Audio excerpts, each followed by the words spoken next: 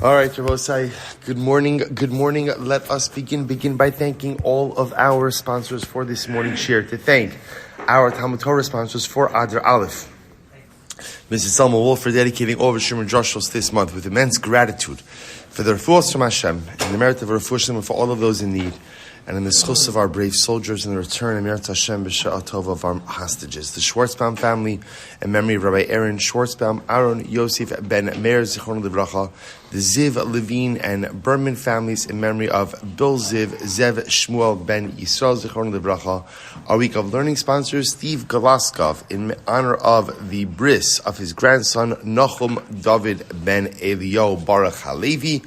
And our Daf Yomi sponsor for today, Alan Wiseman, in honor of the marriage of his granddaughter, Devorah Miriam, to Moshe ben Natan in Bnei Brak, happened last night. Baruch Hashem, Alan is actually joining us on Zoom this morning.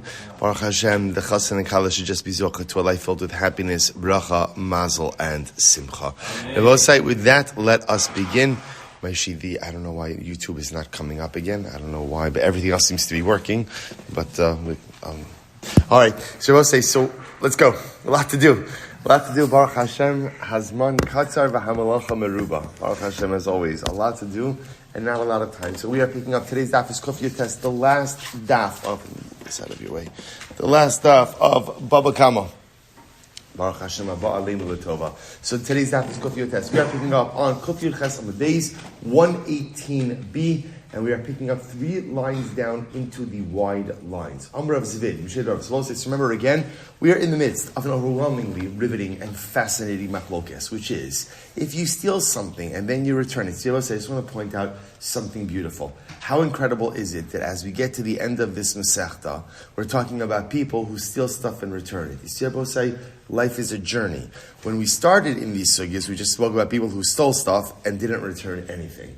Now we're speaking about people, Baruch Hashem, who go ahead and steal things and return them. Musar Haskil, give people enough time and they will come through. Give people the time to redeem themselves and they come back from even the worst mistakes. So now remember again, we're talking about in the sugya, about when you return something. First of all, okay, where is everybody? It's the last daf of Bava Kama. So text your friend if there's somebody missing at your table or 14 people missing around your table. Right? Text them and say, what is the matter with you? What is the matter with you? How can you possibly sleep through this? It's the last daf of Bava Kama. All right, maybe they were up late learning something else. They're up late. Give it time. I should take my own musser. Good. I will give it time. Good. So now listen to this. Remember, we're talking about now in the sugya where if you steal something, you return it. What obligation do you have to inform the owner that the object is missing? So that's the middle of our sugya over here. So the Gemara says, actually changes it over here to Begonev Mirshus Bailim. Begonev Mirshus Bailim, Kule Amalo Pligi Kid Rav Chisda. So I will say, if you steal an object from the domain of the owner, everyone agrees that the halacha follows Rav Chisda. Namely, again, that one is obligated to go ahead and inform the Adom that the object has been stolen. V'hacha, B'shomer Shagana Mirshuso, Shiyachsur L'makom Shaganav Kamifligi. But I'll say, here the machlokes is, when you steal an object, you have an obligation to return it to the very same Rishus that you stole it from. Rabbi Akiva says, Kal Salo Shmiraso, that once you steal an object, ultimately again, your obligation of Shmira has come to an end. Rabbi Shmuel Silber lo Kal Salo Shmiraso. Rabbi Shmuel says, no, the din ultimately again of his Shmira has not ended. So therefore again, the same way that a Shomer has an obligation to restore the object to the exact Rishus that he took it from, so too again, even though a Shomer turns into a Ganov, that Shmira has not come to an end, and therefore he has an obligation to go ahead and return it to the very same place that he took it from. Lema minyan potet tinahi. So remember again, let's say that this concept of counting. So we've seen this idea before. We saw this in the Mishnah, right? That what happens if he steals something, return it. The owner is unaware, but he counts, let's say, the flock. He counts the flock. So now, after counting, he recognizes that everything is present. Is that enough to go ahead and exempt the thief from liability? The Gemara says, Tanaihi. This is machlokes Tanoim. Disanyo hagoz las chaveira ve'evliya becheshbon. So we'll say this is a great case. We'll say, watch this. Let's say Reuven steals an object from Shimon. And what happens? Reuven wants to do tshuva, but Reuven is embarrassed to do tshuva. So let's say he stole money, or he stole $1,000, whatever, he stole a couple $100.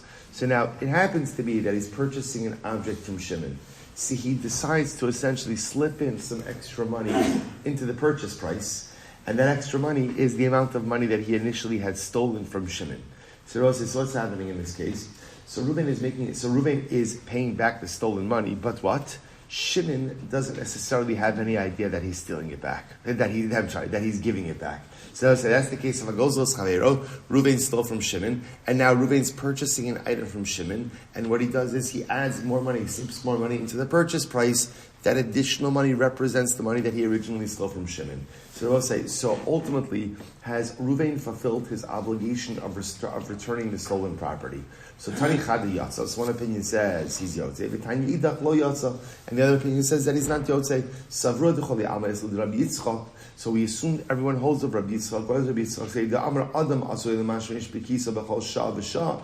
And what Rabbi Yitzchak says, we saw this in yesterday's daf, that it is common for a person to kind of feel around his money purse, right, all the time. So a person knows when money's missing, when money's not missing.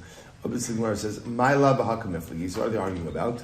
Demand Amar Savar, the one who says, Demand Amar Yatsa, the one who says, that when Reuven stole from Shimon and then ultimately again was purchasing an item from Shimon and slid extra money into the purchase price. So the one who says that Reuven is now Yosef, the returning of a lost object, he holds that what? Minyan Poter. He holds that simple counting. So what's going to end up happening? Shimon's going to count his money, right? And what is he going to find? He's going to find ultimately that he has what? Purchase price plus additional amounts. And therefore he will come to realize that what?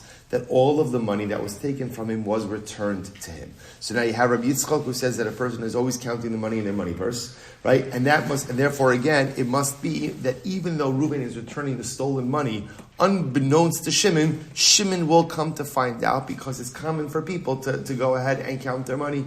Umanda Amar Lo Yatsa, the opinion that says, no. When Reuven slips in more money into the purchase price, he does not fulfill his obligation of returning stolen property to Shimon. Savra minyan eno poter.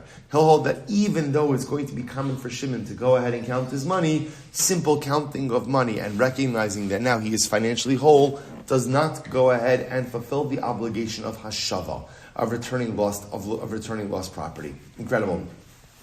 Amri, Sigmar says no. Isir like Rabbi Yitzchak. If you really hold like Rabbi Yitzchak, namely that a person always counts their money, everyone will agree that the counting, essentially, when we say minyan poter, means the counting fulfills the obligation of returning the lost object. What does it mean? Since a person is always counting, that means they're going to recognize that what? That they have all of the money that they were once lacking, and therefore the mitzvah of hashava, the mitzvah of returning lost property, has been fulfilled. That Rabbi say could very well be that the core machlokes is Rabbi Yitzchak. Rabbi Yitzchak, Rabbi say, is more of a behavioral machlokes. What's his behavioral machlokes? Do people constantly count their money or not? That's the shaila. Rabbi Yitzchak kameflagi. Mar isleid Rabbi Yitzchak, umar lesleid Rabbi Yitzchak. Ultimately, again, one opinion holds like Rabbi Yitzchak, and one opinion doesn't hold Rabbi Yitzchak. Otherwise, if you want to say the koli alma islud Rabbi Yitzchak, maybe everyone holds Rabbi Yitzchak, namely that it's normal for a person to constantly count their money. Below kasha, there's not a contradiction between the brises. Ha the money v'ramele b'kisei, v'ha the money v'ramele b'yadei. So this is interesting. One is talking about a case where the thief returns the money, the stolen money, into the purse of the victim, and one is talking about where he turns it into the hand. They're both saying, now here's what's fascinating about this, is if you take a look at Rashi says, ha, it's like a little bit lower down in Rashi, ha, Tiktani lo yatsa, the money gazlan, v'ramele yadei dinigzal, hilchach ikal amimar de shlichu zel tevaso v'lo menan. So also it's very interesting. So remember, we're going back to a very specific case. Reuven stole from Shimon. And let's say, obviously Shimon doesn't know that Reuven's the thief. Afterwards, what happens? Reuven is purchasing an item from Shimon. Reuven feels bad. He wants to go ahead and do tshuva, but he doesn't want to have to admit to Shimon that he went ahead and he stole it. So what does he do? He figures, okay, the object is going to cost $300. He adds in an extra $200 representing the money that he went ahead and stole. So the question is, does that work as hashava? Machlokes of brises. One brises says yes, one brises says no. The Gemara says that perhaps what's happening over here is as follows. Perhaps the machlokes is based on the following. Everyone agrees that we hold the Rabbi Yitzchak. Rabbi Yitzchak holds that a person always counts their money, which means what? That at a certain point in time, Shimon, the victim, is going to realize that he's been made whole. So what's the machlokes? The machlokes, I will say, is, did Reuven put the money in Shimon's purse, or did he put it in his hand? So it was when he was paying the money. So interestingly enough, so one opinion holds that he put it in his hand. Now here's what's fascinating. It's actually, I don't know, I thought it was counterintuitive. That when he puts it in his hand, it's coming for a person to get money, and what do? They just throw it in their purse. Right? They don't count it. As opposed to if he put it in his purse, a person is much more cognizant of money in their purse, and therefore that could constitute a proper hashava. A very interesting. That's what Rashi says. Ha, diktani yotza, the money gazlan, v'rama lekisei. The nigzal, the chayvan, the islan, Rabbi Yitzchak, minyan poter. Okay. So we'll say, so ultimately again, fine, so that's the machlokes. So we'll say, so now, how do we paskin? By the way, just in this case in general, because it's actually quite fascinating. I know that we don't have time for any of this, but I will tell you like this, because this last case I will say is very interesting, because what we've been focusing on this entire time. Good. So first, let me just say the core halacha. All right, the core halacha I will say is when you steal something. So we've always been focused on returning the object to the owner. What our sukkah now is focusing on is what does the owner have to be aware of or not. So interestingly enough, the Rambam writes as follows. The Rambam says, the Rambam paskins minyan poter, right? Minyan poter, meaning what? That halacha l'maaseh, if you steal money from someone, and then you go ahead and you give the money back from them, and they count the money, recognizing now that they've been made financially whole, you have fulfilled your obligation of returning lost property, stolen property. I'm sorry. You have fulfilled your obligation. Even though what? Now we'll say what's missing over here. What's missing over here? What's missing over here is confrontation, right? Not in a negative way. But what's missing over here is me telling Reuven, by the way, I stole from you. So that Rambam Paskins, that does not have to occur, which makes sense because if that would have to occur, most people would be very reticent to do tshuva. So now I know that halacha l'maisa, I could get the money back to the victim, and as long as the victim is going to be cognizant that the stolen money has been returned, we're good to go. We're good to go. Even if again, the victim has no idea that I ever went ahead and perpetrated this. So the Gemara says, furthermore, the Rambam says, if you steal from a person in a way that they have no idea that you took it or that you returned it, you're also good to go. So, for example, I sneak into Reuven's pen, at night, I steal a sheep, and you know what? I have terrible guilt, so I go ahead and I return it an hour later. So by the time Reuven wakes up the next morning, he has no idea what's occurred. I'm good. That's what the Rambam says. However, the Rambam does say, however, that in a situation where, let's say, you steal something, he says, okay, so then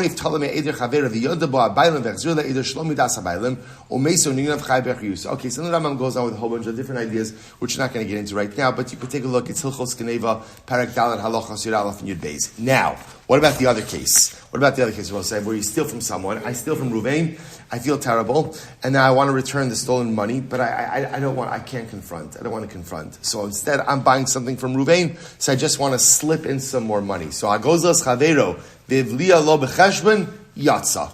So I'll say the halacha is it works, right? So halacha l'maisa, I could slip him in, which Rabbi say also means something very interesting, that if I steal, so I'll tell you where this could come up, halacha l'maisa. I steal from Reuven, and Rabbi say I steal from, but I also do business with Reuven. So there is the ability, what the Gemara is setting us up for, there is the ability to kind of make good on the theft. How? By let's say again, I can't slip in all of the money at once. But if over time, in various transactions, I could slip in a little here, slip in a little there, halacha l'maisa, there is the ability to repay the stolen property. All right, let's go. Mishnah. We'll say fascinating case over here. In lochin min haroin semer v'chalav ugedim. So we'll say you cannot purchase the following from shepherds. You can't purchase from them wool, milk, or young sheep. Why not? I will say why. Because there is a strong concern that they are selling stuff that doesn't belong to them. Right? The shepherd is entrusted with someone else's flock. The shepherd could have his own stuff also. But there's a very strong concern that perhaps that which you are purchasing from the shepherd, he doesn't have the right to sell. Similarly, again, people who watch fruit trees, orchards, you can't purchase from them wood, nor can you purchase from them fruit. So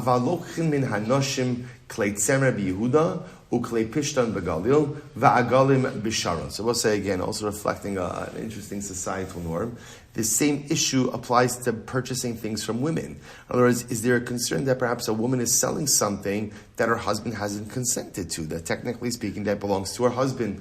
So the Gemara says, but you can purchase from women woolen items in Yehuda, or linen items in the Galil, or calves in the Sharon, different regions in Eretz Yisrael.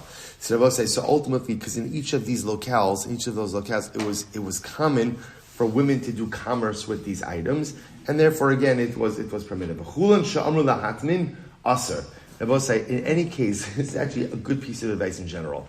In general, when you're buying something from someone and they tell you, don't tell anyone, right? Generally, that's a red flag, right? That is a red flag. So if somebody tells you, just don't tell anyone, or let's do this transaction where no one can see it. So Lamaisa is generally a good indication that you probably should not purchase it. I will say in general, you could buy eggs and chickens from anyone, because in general, eggs and chicken are considered to be cheap items, and therefore, there's no concern that someone's stealing it in order to go ahead and sell it. There's a tremendous Musar Haskell in that statement as well. They'll say, sometimes the best way to live life is never do anything that you would have to hide from someone else. Right? If there's something I'm doing, and I only do it because no one is looking, or if there's something I'm doing, and if someone else were to find out, I wouldn't want to do it, don't do it. Don't do it. Anything you have to be matmin, anything you'd have to hide, much better to avoid committing in life. Incredible Yisrael.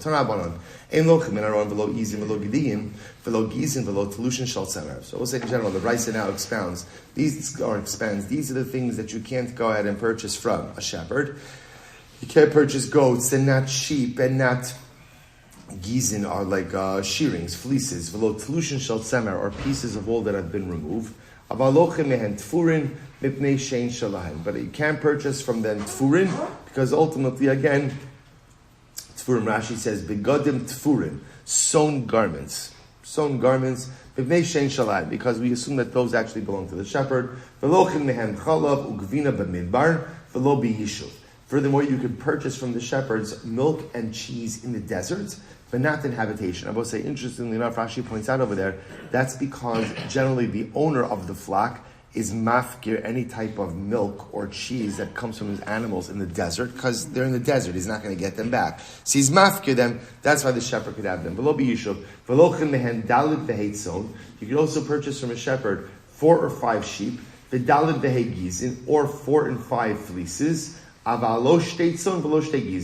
but not 2 sheep and not 2 fleeces. Okay, well, Rabbi Yehuda Omer, Baisos lokin mehen, midbarios in lokin mehen. You can purchase ultimately from the shepherd domesticated animals, but you cannot purchase from the shepherd any type of desert animals. So let's analyze this. Klalo shel davar, the general rule is, kol sharo amocher, ubalabayis margishpo lokin mehen, ein margishpo in lokin. We'll say here's the general rule.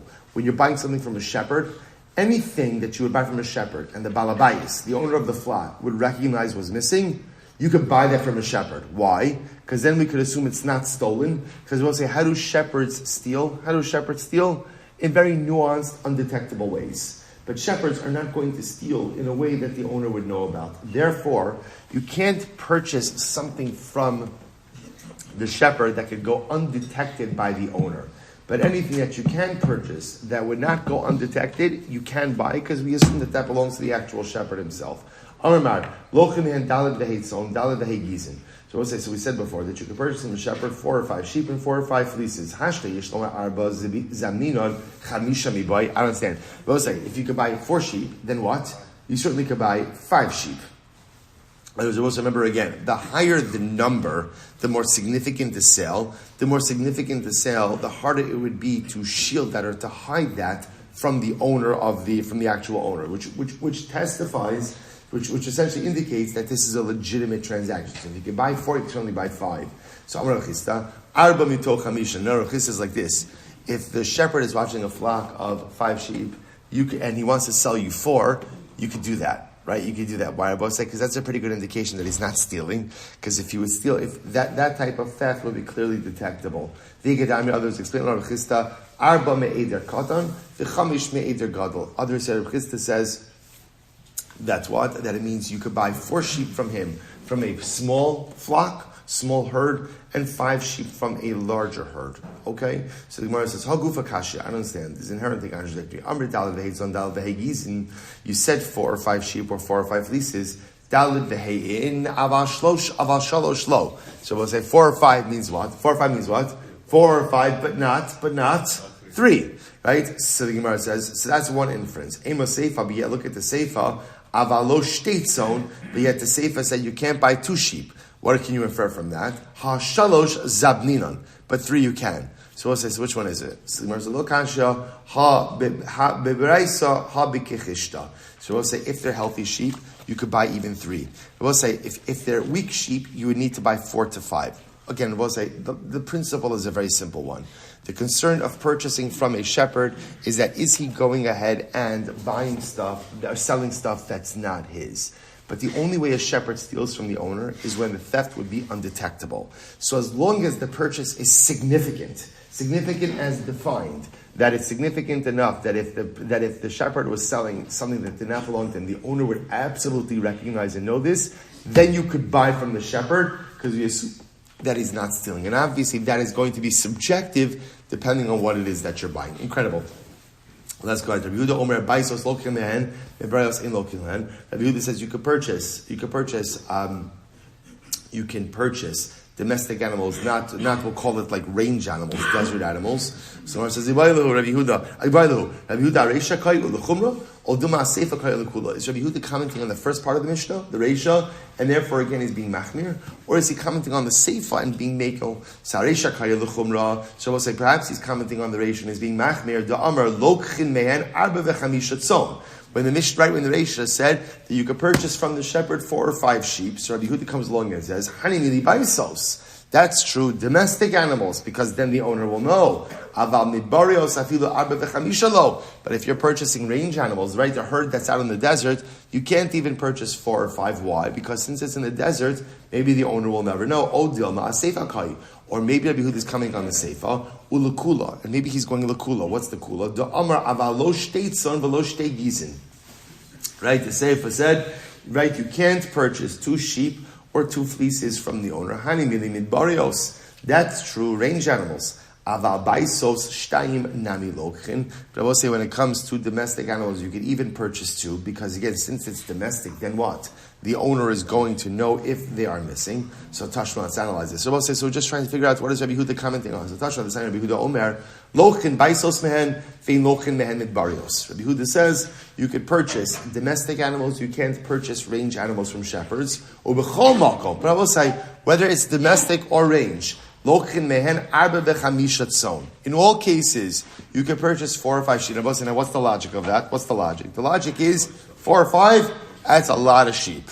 That's a lot of sheep. So that if the shepherd was stealing, you would not be able to pull off that level of theft undetected. So we'll say top of Kuf Yotes, last daf of Bava Kamo. Mida Amr b'chol makom. We'll say since it says in any situation Shema Mina Seifa Kai Ulekula. Therefore, Rabbi Yehuda is really commenting on the Seifa, and ultimately again he is being mekel. So therefore, I will say, what Rabbi Hy'd is coming to introduce is Rabbi Hy'd is saying this whole thing with numbers, how many numbers? All of this, ultimately, again, all of this is dealing with halacha l'maisa range animals.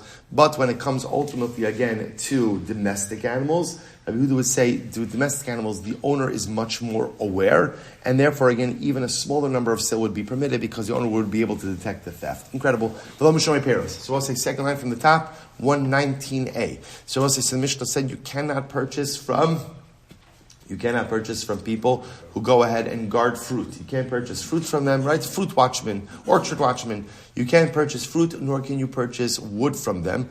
Again, once again, the concern, they're stealing. So the Gemara says, Rab Zavin Shabishta Me'arisa. So Rav went ahead and purchased Shabishta from a sharecropper. So we'll say, what's Shabishta? Rashi says, Chavile Zmuros. Ultimately, again, a bundle of vines. So you purchased it from a sharecropper. So Abai says, so Rav, how can you do that? How can you do that? The Mishnah says, you're not allowed to purchase wood or fruit from a fruit watchman, right? From someone who watches. So how can you purchase from the sharecropper? Amarle says, no. Hani mili b'shomer, the lesle begufa da'ara midi. The Mishnah is talking about a shomer. We'll say, what is a shomer? Shomer is a paid watchman. So we'll say, what does a paid watchman get? He gets a salary. What doesn't he get? He has no share in the orchard, right? He has no share in the fruit, no share in the wood. Aval oris the isle bigave. But I will say, but a sharecropper has a share in the fruit and in the wood. I assume that when I purchase from the sharecropper, ultimately, again, I'm purchasing from his share itself. So I will say a very interesting distinction. So Rabbi is coming along and saying this din of being concerned that you can't purchase wood or fruit from the shomer is a din in the shomer because he gets a wage, nothing else. But a sharecropper who is entitled to other things, fruit and wood, you can purchase from him. Incredible. Tanabanon. Shomer peros lochen mehen kishen yoshvin umochrin vasan lifneim. So let's listen to this. The Bryce says as follows. Even people who are shomer peros, right? So even a shomer who watches the vineyard, or orchard, whatever it is that he's watching. You can purchase produce from them as long as what? As long as they're sitting and selling and the baskets of merchandise are in front of them. Vitortani. Rashi says over here, tortani are scales. There are scales in front of them. So we'll say, why? What's the logic over here? In other words, if you set up like a business, right? You have like a stall in Machane Yehuda and you're going ahead and you're sitting and the baskets are there and the scales are there, fine. Then we assume that you are a legitimate businessman. But anytime you go to a merchant and he says, you know what, meet me up back, right? Meet me up back. Let's so anyone who tells you that you have to hide the transaction, generally again, know that they're dealing in stolen goods. Similarly again, I will say when you're purchasing from someone from a garden, if they sell to you the goods at the entrance, we have the garden, you're good to go. If they tell you to meet me at the back of the garden, don't do it. Itmar, Gazlan, Me'emas Mocho. Look, no, this is a fascinating question. Let's say someone is known as a Gazlan. So I will say, so now the question is, at what point in time are you permitted to do business with a Gazlan? As we'll say, so the shayla is like this. And this question can be understood in a variety of different levels. Stam, I know that someone is a Gazlan. But I will say, but just because someone is a thief, doesn't mean that what? That everything they own is ill-gotten. Right? It could be they're thieves sometimes, on the weekends, or whatever, but not all the time. So the shayla is about to say, or someone was a gazlan, but they're doing tshuva. But I will say, but tshuva is a gradual process. So now I want to do business with, I'd like to purchase something from this person, but how do I know that it's stolen or not? So we'll say, this is fascinating. Seid mar gazlan, me'emas martuliknos. Gazlan, from what point in time are you permitted to go and purchase one? Rav Amar Achete Rov Mishalo. Rav says you have to know that the majority of his property or his merchandise is not stolen. So therefore, we'll say, but you need Rov. That way, when I transact business with him, I could assume that what? That I'm purchasing from the Rov, and the Rov is not stolen. Shmuel says, no, afilu miyot shalo. Shmuel says, no, even if the minority of his property is not stolen, I have the ability to rely on the fact that as long as Rov is not, as long as miyot, minority is not stolen, when I transact business with him, I am purchasing from the miyot. It's actually pretty wild. Or really, Rabbi Yehuda la'ada dailo, k'divrei omra afilu miyot shalo. Shabbos said this is incredible. So Yehuda said to Ada. Ada was a person. Dailo means he was Rashi says, Shamish Drabanon. He used to help out the rabbis. So Yehuda pointed out to Dailo that as long as the thief has a minority of his property that ultimately is his, then halacha l'maaseh you could do business with him. I will say, by the way, if you think about it, it has to be that way. Why does it have to be that way? Because I will say, at the end of the day, you really have no idea if someone's honest or someone's not honest. But otherwise, how does a capitalist society work? Right? I don't know what you are. You don't know what I am. We each have a cheskes kashrus. But Lamaisa, against Rabbi Yehuda, said we operate with the premise that even if someone is a thief, as long as the miyut of their property is properly gained merchandise, then you're good to go. And I will say you could always make the assumption that even with a thief, at least the miyut of their property is properly gained. Incredible. So the Gemara goes weiter. Mamon Maser. So we'll say what is fascinating, incredible cases. What do you do with the money of a Maser? We'll say, so remember again, we just had this case. Remember the guy, Rav Kahana snapped the guy's neck a little while ago? It was a few thousand years ago, but for us it was a little while ago. I would say, so remember again, that's a moser. A moser is someone who hands over Jews to a despotic government. So we'll say, so what can you do with the money, with the property of a moser? So Rav Huna Rabbi Yehuda chad amar mutar la'abdo biyad. So we'll say Rav Huna Rabbi Yehuda. So one of them said that you are allowed to destroy the property of a moser. V'chad amar asli abdo biyad. Others said no. You're not allowed to destroy his property. So the opinion that said that you could destroy his property, actively destroy his property, lo temamono chamar migufo. Both say if you're allowed to kill a moser, as we saw by Rav Kahana, you're allowed to kill a moser. So of course you can kill a moser, then what? You can certainly destroy his property. The opinion that says you can't destroy his property, why not? Both is incredible. Because maybe the moser will have upstanding children, and therefore, again, his children will get to benefit from his property. By the way, Zara doesn't have to mean children. Zara could just mean offspring. In other words, preserve the wealth. Don't destroy the wealth, because maybe somewhere down the family chain, there is going to be someone righteous, and that righteous person will be able to enjoy the wealth. After all, the pasuk says, Uksiv, Yochin Rasha, v'tzadik yilbash. Sometimes something is prepared for the Rasha, but the tzaddik gets to wear it, which is another way of saying that sometimes Kadosh Baruch Hu gives the Rasha wealth, not for the Rasha, but for the tzaddik who is going to conquer. I will say a tremendous Musar Haskell. What's the Musar Haskell? I will say we often think that family is a determinant of who you become. Right? If you're born into a righteous family, you're going to be righteous. If you're born into a wicked family, you're going to be wicked, right? And there's certainly a lot of psychology tied up in the fact that our identity, who we are, what we are, how we see the world, is so much intertwined with our parents. And that is absolutely unequivocally true. But lest you think that who you come from is a complete determinant of who you can become, that is unequivocally false.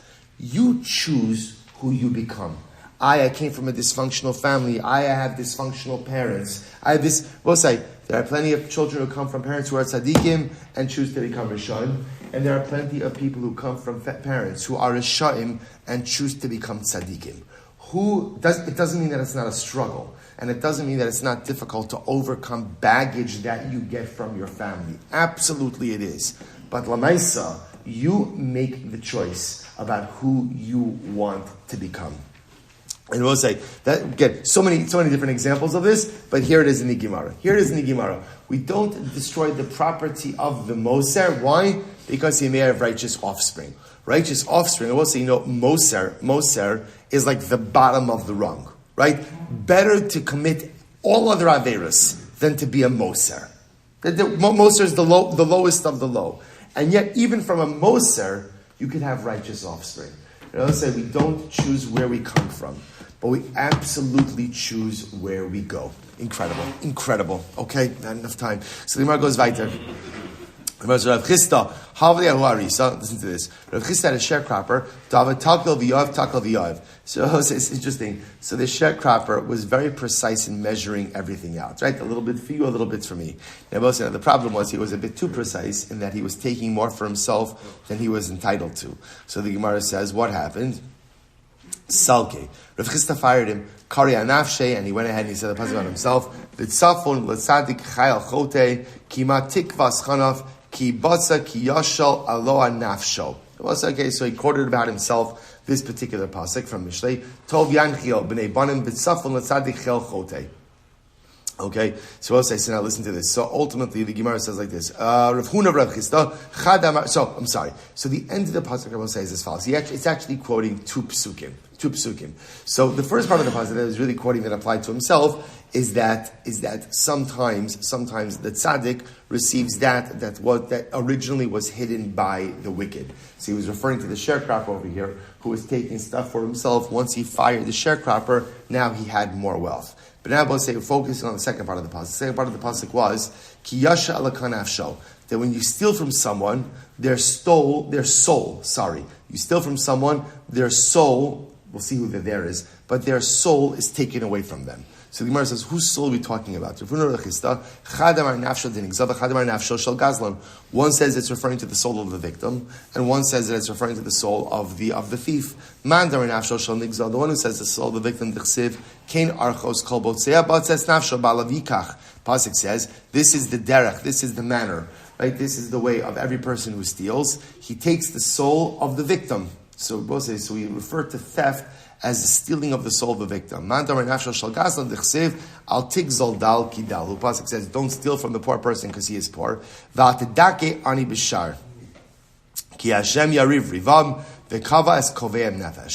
the Pasuk says, if you do so, HaKadosh Baruch Hu will punish the thief by removing his soul. See, the soul refers to the thief. What does the first opinion do with the fact that it says nefesh ba'lav? My ba'lav, what does it mean ba'lav? Ba'lav dahashta means the current owner, i.e. the thief. Matam kamar, matam v'kavas kavayim nefesh, mishum de kabai nefesh. Why is it ultimately again that their soul is lost? Because they hurt the victim. Okay, so each one is able to both say. So the shaila is, who does theft have the greatest impact on? Does theft have the greatest impact on the victim, or does it have the greatest impact on the thief himself? Which is such a tremendous idea. Who would have ever thought to look at it this way? We always assume if Reuben steals from Shimon, so I will say, right, the thief steals from the victim is the victim, right? The victim is the nigzal. To which the one essentially saying is maybe not. The victim lost money. The victim lost money. I will say, but when you commit an avera, especially an avera be adam l'chavera, an interpersonal avera, the thief himself loses so much more than his money, right? The thief loses his soul. The thief loses his holiness. The thief loses his spiritual side. We'll say, what a tremendous way. So we think that the person who lost the money is the true victim, whereas it could very well be that the perpetrator of the crime is the true victim of his own crime, the true victim of his own ill-gotten gains. Incredible. We'll say, dramatic line in the Gemara, Amram Yochanan, Kala gozlas chavero shava pruta, kilu notel nishmaso mimenu. We'll say, when you steal from your friend, even a pruta, it's as if you've taken his soul from him. The Rebbe said, now this is a very dramatic statement. The Gemara says, "Shneimar kin arachos kol botzei abatzas nafsho ba'alav yikach." So we'll say, so actually, before we get to this, let's do it. So we'll say, as the pasuk says, "Kin arachos kol botzei abatzas nafsho ba'alav yikach." When you steal from someone, you take their soul. So the pasuk says, "Va'omer va'achol ketzircha v'lachmecha banecha ubnosecha." Says someone else will consume your harvesting, your reapings, and ultimately again, and will inversely impact your children. Va'omer. Furthermore, the pasuk says, "Mechamas b'nei Yehuda sher shavchu dam naki ba'artzam." From the chamas of b'nei Yehuda. We'll say chamas is different than gezel. Gezel is stealing something without paying. Chamas is forcibly taking something and then throwing the money at the merchant. So you're paying for it, but you're taking it without the owner's consent. Va'omer vel shaul vel beis hadamim al asher hemis hagivonim. And the pasuk uses that Shaul, King Shaul, that he killed out the givonim. All right, so what's happening over here? My va'omer v'chitem nefesh yedei achal nefesh banav u'benosav lo. So also you might have thought that when you steal from someone, you're only adversely impacting the victim himself, but not the victim's family. Tashma basar banav u'benosav. No, but when you steal from someone, you're potentially adversely impacting not just the victim, but also the victim's family. You might have thought, but only when is theft bad? Only if you don't pay. But if you pay, in other words, we'll say, like Hamas, I forcibly take the object and I forcibly pay. In other words, the person, the owner of the object, doesn't want to sell. And saying, you know what, I don't want to let what you want get in the way of what I want, right? So therefore, I take the object and I throw the money. You might have thought, that's not a big deal. But say first the widest line. So you see from me the pasuk calls Hamas, which means a forcible transaction. It calls it bloodshed as well. You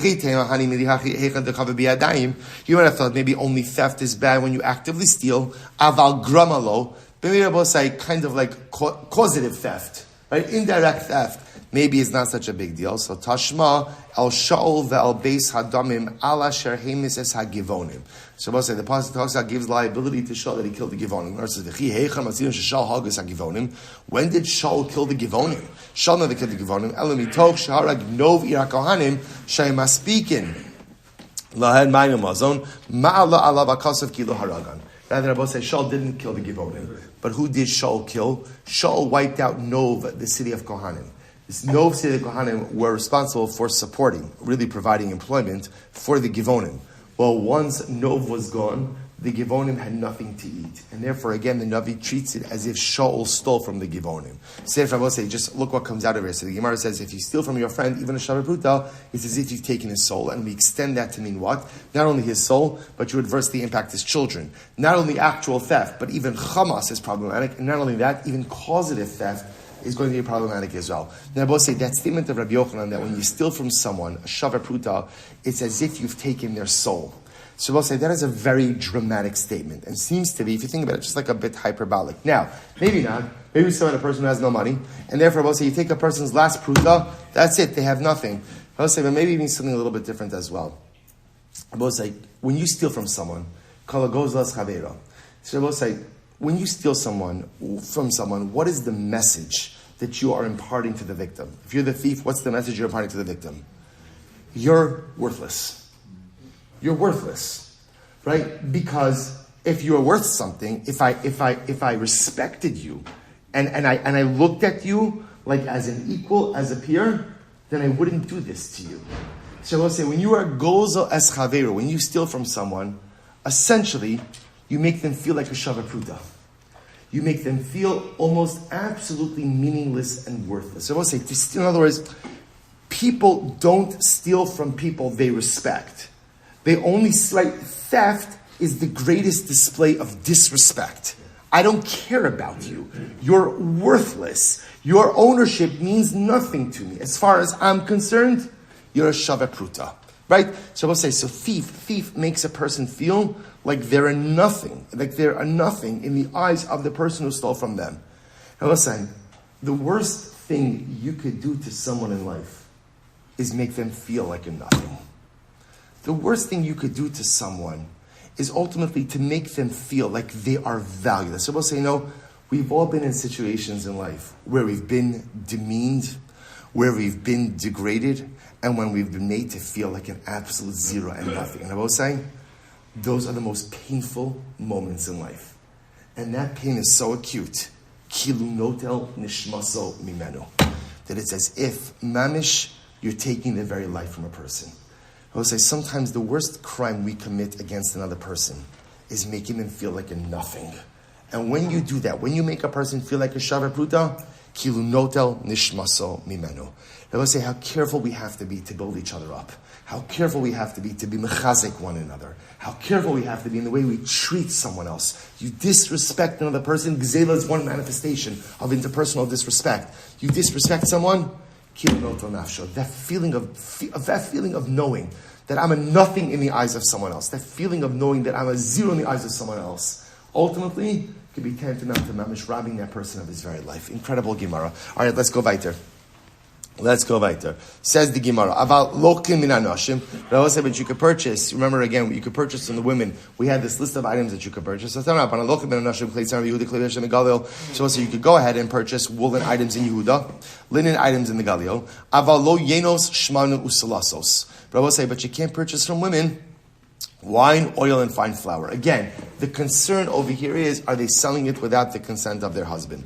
V'lo min ha'avadim, v'lo min ha'tinokos, not from servants and not from children. Abba shalom, because we'll say, again, whole concern in all of this is, are they selling stuff that doesn't belong to them? Abba shalom, mocheres isha ba'arba v'chamisha dinar, kedei lasos kipa l'rosha. So we'll say, interestingly enough, a woman could engage in small transactions in order to buy herself a sheitel, right? No, to buy herself a head covering. Since the assumption is that a husband wants his wife to cover her hair, and therefore, again, he has no problem if she's engaging in commerce in order to pay for a head covering. Okay, the kulan sha'amru lahat min asar. But I will say once again, anytime you're engaging in a transaction with someone, and what they tell you, don't tell anyone about it, not good. So gabay tzedakah lokim medarmon. So what's actually interesting is that tzedakah collector allowed to collect tzedakah from women. And Rabbi said, this isn't a sneers issue. This is a monetary issue. In other words, we have to be concerned that maybe the woman is going to give away money that doesn't belong to her. So you can take a little bit. In other words, if she gives a little bit of tzedakah, that's fine. but you can't take a large gift. In other words, because we're concerned, we'll say, obviously, this is all reflecting a different societal norm. But it's a concern, ultimately, again, that is she giving away money that does not belong to her. V'habadadin lochin mehen zeisim b'mida v'shemen b'mida avalo zeisim b'muat v'shemen muat. I will say, interesting, the olive pressers could purchase large quantities of oil. Large quantities of olives, right? Why? Because we'll say, since it's a large quantity, a woman is not going to sell that unless, of course, she has the consent of her husband. Smaller quantities, we're a bit concerned, lest they go ahead and sell this without the consent of their husband. It's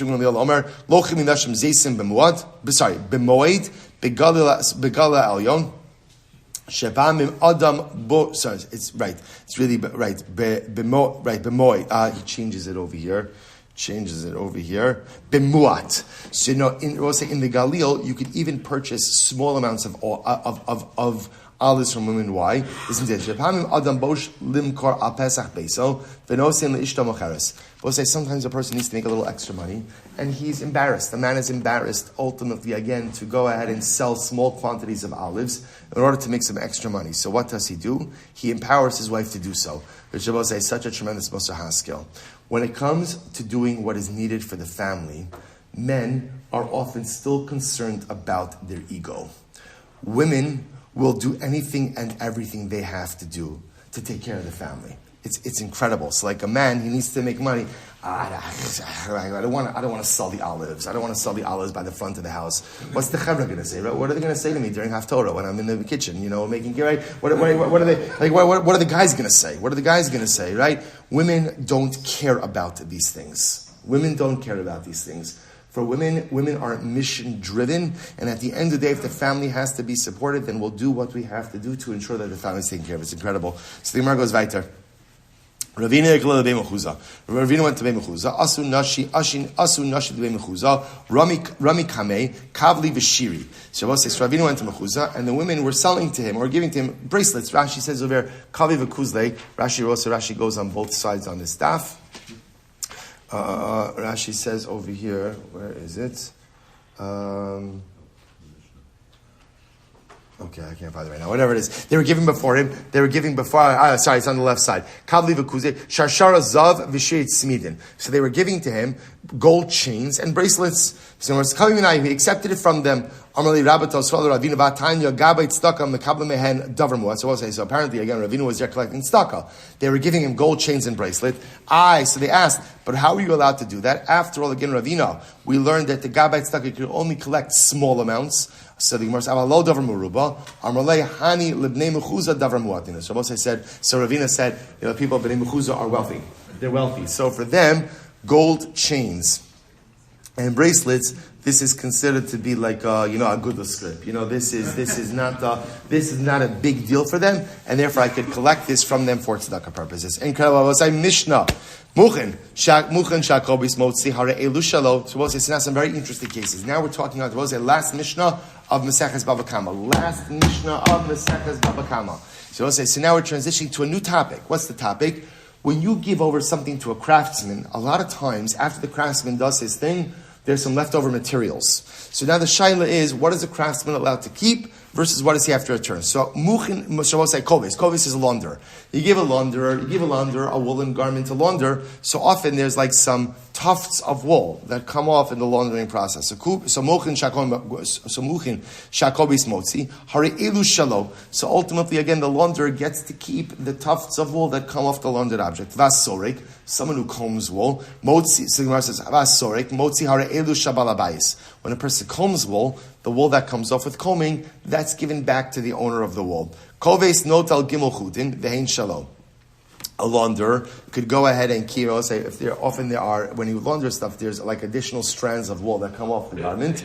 He's allowed to keep up to 3 strands. Yes, sir, mikan, more than that, that becomes the balabais. Imhaya shachar, agabe lava, no talasakal. However, we'll say if there are black threads on a white garment, he could keep all of the black threads. Hachayit, sheshira sachot, k'dei lit barbo. So we'll say, similarly again, if a tailor, right, left over, chut is a strand, right? Better than a strand. thread, right? Achud k'dei litvar, in order to be used for additional sewing. That ultimate, or matlis shehu gimel al gimel, or let's say again the tailor does his thing, and there's a piece of fabric that is 3 finger breadths by 3 finger breadths. Hare elu shabalabayis. This becomes the property of the balabayis. Masha Harush motzi b'matzad hare elu shalo. So I will say that which a carpenter. So right, so you have a carpenter who's working with wood. So that which the carpenter will say. So now, once he's working with wood, there are shavings, right? There are additional pieces. So whatever the carpenter is, and the carpenter is working, we'll say with a matzad. A matzad is an aze, right? So he's working. I think that's how you pronounce it. A-D-Z-E. So I googled it. It's what it is it's essentially a small axe. It's like a very small handheld axe with a narrower blade.